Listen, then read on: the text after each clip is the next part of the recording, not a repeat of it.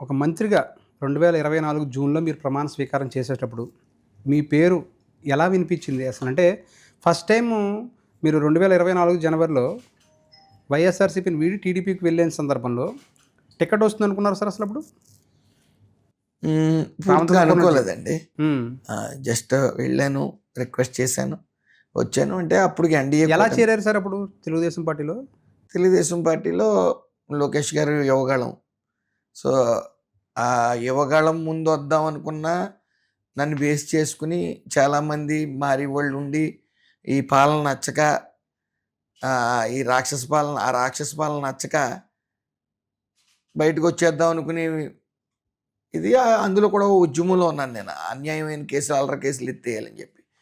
So, నేను ముందుగానే మారితే నాతో పాటు వెనకాల ఉన్న వాళ్ళు కూడా ఇబ్బందులు పడతారని చెప్పి మేమైతే మారిపోవడానికి ఫిక్స్ అయ్యాం వేలాదిగా. అయితే సమయం కోసం ఎదురు చూసాం. సో, లోకేష్ గారు నాకు సీట్ ఇవ్వకపోయినా తెలుగుదేశంలో పనిచేసేటవాడిని.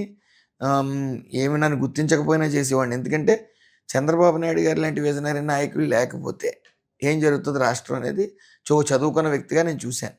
వాళ్ళు పాలన ఒక్క ఛాన్స్ ఇవ్వంటే ఒక్క ఛాన్స్ ఇచ్చిన తర్వాత ఏం జరుగుతుందో కూడా చూసాం. అంటే తండ్రి స్వభావాలు ఉంటాయి, తండ్రి లక్షణాలు ఉంటాయి అనుకున్నాం, కానీ తాత లక్షణాలు వచ్చాయి. అయితే అది చాలామంది సీనియర్స్ వాళ్ళ ఇంట్లో తిరుగుతున్న వాళ్ళు కూడా అతను సైకో అని క్లియర్గా చెప్పి అతను కూడా వెళ్ళలే. మీకు తెలుసు, అతను కూడా ఎప్పుడు ప్రయాణించలే. అలాగే పార్టీ క్లోజ్ అయినప్పుడు కూడా చాలామంది విజయసాయి రెడ్డి లాంటి వాళ్ళు కూడా వాళ్ళ జీవితాన్ని అంకితం ఇచ్చిన వాళ్ళు కూడా పార్టీ నుంచి బయటకు వచ్చేయడం మీకు అందరికీ తెలిసింది. సో, అతను క్యారెక్టర్ దగ్గర నుంచి చూసిన వాళ్ళు ఎవరు కూడా ఆ పార్టీలో కొనసాగలేరు. కష్టపడే వాళ్ళకి కానీ, స్ట్రైట్ ఫార్వర్డ్గా మాట్లాడే వాళ్ళకి కానీ, తప్పని చెప్పేవాళ్ళకి మీరైతే కొనసాగలేని పరిస్థితుల్లో బయటకు వచ్చేసారు. దాని గురించి వెళ్దాము. అయితే టీడీపీలోకి వచ్చిన వెంటనే మీరు వాస్తవంగా కోనసీమ జిల్లా. రామచంద్రపురం టికెట్ అంటే అది కూడా కోనసీమ జిల్లా అనుకోండి, కానీ అది ఒకప్పుడు ఉమ్మడి గోదావరి చూసినట్టు అది ప్లెయిన్ ఏరియాలోకి వస్తుంది. అది డెల్టా ప్రాంతంలోకి వస్తుంది రామచంద్రపురం అంటేను. సో, రామచంద్రపురం టికెట్ వస్తుందని కానీ, అక్కడి నుంచి పోటీ చేయబోతానని కానీ, అక్కడ అప్పటికే హేమాహేమీలు ఉన్నారు మీ ప్రత్యర్థులు. పిల్లి సుభాష్ చంద్రబోస్ గారు వాళ్ళ అబ్బాయి రంగంలో దిగడం కానీ, లేదంటే కనుక వేణుగోపాలకృష్ణ ఆల్రెడీ అక్కడ ఎమ్మెల్యేగా పనిచేయడం కానీ, ఇంకోవైపున తోట తిరుమూర్తులు కానీ, వీళ్ళందరినీ దాటుకుని టికెట్ వచ్చి అక్కడ గెలుస్తాను అని కానీ, ఇలాంటి నమ్మకం ఏమైనా ఉందా సార్? అసలు టికెట్ రావడం ఎలా జరిగింది అసలు మీకు? టికెట్ రావటం అనేది అది కూటమి కాబట్టి ముగ్గురు ఆశీస్సులతో వచ్చింది. లోకేష్ గారు ముఖ్యంగా, చంద్రబాబు నాయుడు గారు, అలాగే పవన్ కళ్యాణ్ గారు. ముఖ్యంగా లోకేష్ గారు యువతను రాజకీయాల్లోకి తీసుకురావాలని ఆయన పట్టుదలతో ఉంటాం. సో, ఆయన ఏంటంటే రాజకీయ వారసులకి ఎక్కువ ప్రాముఖ్యత ఇవ్వకుండా అక్కడ జనాల్లో ఎక్కువ ఎవరు ఉంటున్నారు లేకపోతే ఏంటనేది ఆయన సర్వే చేయించుకోవడం. సో, మాలాంటి వాళ్ళకి అవకాశం ఉంటుంది. ఎలా అంటే ఎంత సర్వే చేసినా మీరు హఠాత్తుగా పార్టీలో నుంచి వేరే పార్టీలో నుంచి ఇక్కడికి వచ్చినప్పుడు సాధారణంగా అసంతృప్తిలో లేకపోతే వ్యతిరేకతలు ఉంటాయి.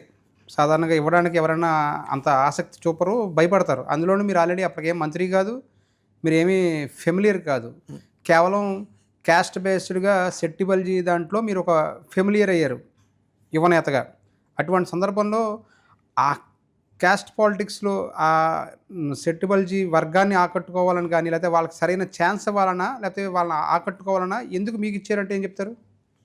అంటే ముఖ్యంగా అది కారణం ఏంటనేది నాకు పూర్తిగా తెలియదు, కానీ ఆ లోకేష్ గారు యాక్టివ్గా ఎవరు ఉంటున్నారు, ఎవరైతే బాగుంటుందని ఆయన సర్వే ఆయనకు ఉంటుంది. ఆయన ఓ టీంని సెలెక్ట్ చేసుకున్న దాంట్లో అదృష్టం కొద్దీ నేనున్నానేమో అనుకుంటున్నాను. లేకపోతే ఊహించింది ఇది అసలు ఎమ్మెల్యే టికెట్ కూడా ఇస్తానని. ఎలా వచ్చింది సార్? ఫోన్ ఏమైనా వచ్చిందా, లేకపోతే ఎలా వచ్చింది మీకు అసలు అప్పుడు? ఆ ఫోన్ టీవీలో చూడటమేనండి. నాకు కూడా తెలియదండి ఇచ్చారు. టికెట్ ఇస్తున్నారని మీకు కూడా తెలియదు? తెలియదండి. ముందు మీతో ఏం మాట్లాడలేదా? తెలియదండి. మరి నాకు ఇవ్వండి అని అడగడానికి వెళ్ళాను. లోకేష్ గారి దగ్గరికి వెళ్ళాను, చంద్రబాబు నాయుడు గారి దగ్గర, పవన్ కళ్యాణ్ గారి దగ్గర కూడా.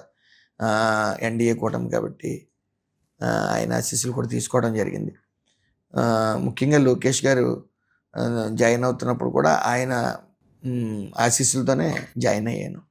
సో, అది వస్తుంది, ఎమ్మెల్యే వస్తుందని కూడా తెలీదు. ఒక రోజున జస్ట్ భోజనం చేసి పడుకుంటే మా అమ్మగారు లేపి నీ పేరు టీవీలో వస్తుందంటే చూసేటప్పటికి అది వస్తుంది. ఆటోమేటిక్గా ముందు కూడా ఇంటిమేషన్ లేదు. సో అయితే ఆటోమేటిక్గా అక్కడ రావటం ఊహించింది 10 నిమిషాలు నిజమా కళా నిజమా అనేది తేరుకునే లోపే జనం రావటం జరిగింది. సో వెంటనే అంటే ముఖ్యంగా మా తాతయ్య గారు వ్యాపారవేత్త. ఆయనకి రాజకీయ పిచ్చి ఉండేది. చైర్మన్ అవ్వాలని చూశారు. తరతరాల నుంచి కూడా ఒక్కొక్కరు అంటే ఈ రాజకీయం అంటే ఒకళ్ళు ఎదుగుతుంటే ఒకళ్ళు కాళ్ళు అట్టుకుని లాగటం. ఎందుకంటే ఎదుగుతుంటే చూస్తూ ఉంటారు, లిఫ్ట్ ఇవ్వరు. అవును. అలా లిఫ్ట్ ఇస్తూ వస్తే వెనకాల వాళ్ళకి మనుగడ ఉండదు. సో కాళ్ళు అట్టుకుని లాగటమే పని, మనం ఎక్కటం పని. సో మా తాతయ్య గారిని అలా కాళ్ళు లాగుతా వెనకాల ఉండి వెండి పోటీ పొడిచి చాలా ప్రతి స్టెప్ మాకు ఆర్థికంగా కొద్ది బలంగా ఉంటాం కాబట్టి రాజకీయ ఎదుగుదల వస్తుందని చెప్పి సొంత కులంలోనే కొంతమంది నాయకులు వెనక్కి లాగడానికి ప్రయత్నించడం, అందులో ఆయన సక్సెస్ అవ్వలేదు. సో అల్టిమేట్గా నేను విపరీతమైన ప్రయత్నాలు చేయకపోయినా సరే నాకు వచ్చింది. నేను నిత్యం ఆ సర్వేశ్వరుని కొలుస్తాను. మరి ఆ భాగ్యం ఎందుకంటే అన్నున్న కాకినాడ 2 ఉంది అవకాశం చాలా ఉన్నా సరే నేను ఒక్కరోజు ద్రాక్షారామ భీమేశ్వర స్వామి గుడిలో మాల ఒక్కరోజు అభిషేకం కూర్చుని చేయించుకుంటే లేకపోతే ఆయన సన్నిధిలో మాల వేసుకుంటే గెస్ట్ హౌస్ ఏమైనా ఉంటే అక్కడ 11 రోజులు మాల వేసుకుంటే నా జీవితం ధన్యం అనుకున్నా. సో అలాంటిది ఆయన అక్కడ తీసుకుని వచ్చి సేవకుడిగా అక్కడ పెట్టుకున్నాడు. సో అంతకన్నా అద్భుతం లేదు. ఎందుకంటే మీ నియోజకవర్గం అది పంచరామాల్లో చాలా కీలకమైన ద్రాక్షారామం. నేను గత 15 ఇయర్స్ నుంచి కూడా రోజు పొద్దున్నే గుడికి వెళ్ళకుండా ఏ పని చేయను. సర్వేశ్వరుని పూర్తిగా నమ్ముకున్నాను. సో ఆయనే సేవకుడిగా అక్కడ పెట్టుకున్నాడేమో అని నేను భావిస్తాను.